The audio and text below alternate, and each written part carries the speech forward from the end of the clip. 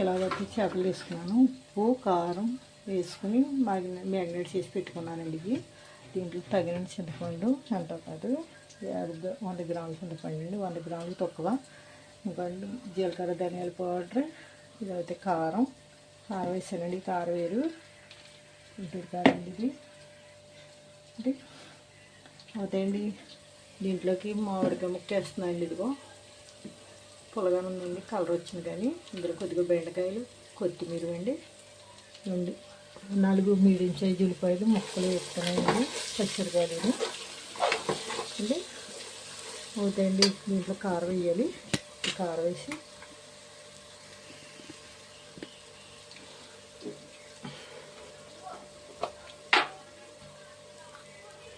ఇంకా పసుపు వేస్తానండి.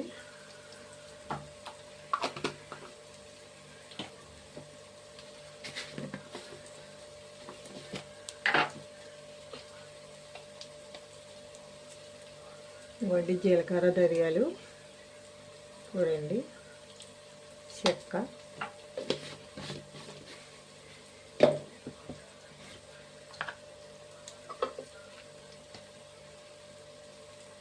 అందులో అండి 3 గంటలు కారం వేసాను కాబట్టి అండి ఇది చిల్లీ కారం వేసుకుంటే బాగుంటుంది కూరలకండి.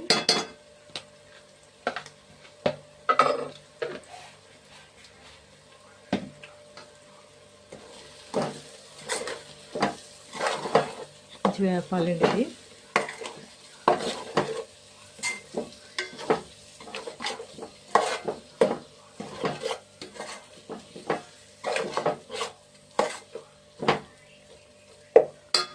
వాటర్ పోసుకోవాలండి. ఇందులో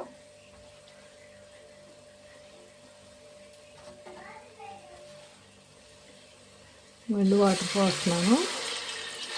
కొద్దిగా మరిగాకండి చూసిపోతాను.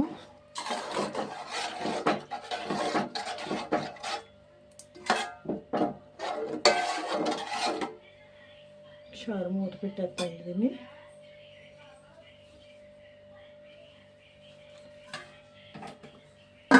మూత పెడతాండి. మళ్ళీ నీళ్ళతో మరిగినాయి అండి.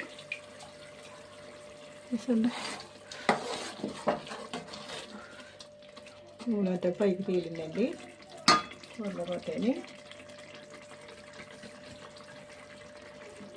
నేను చేప ముక్కలు వేసేస్తున్నానండి.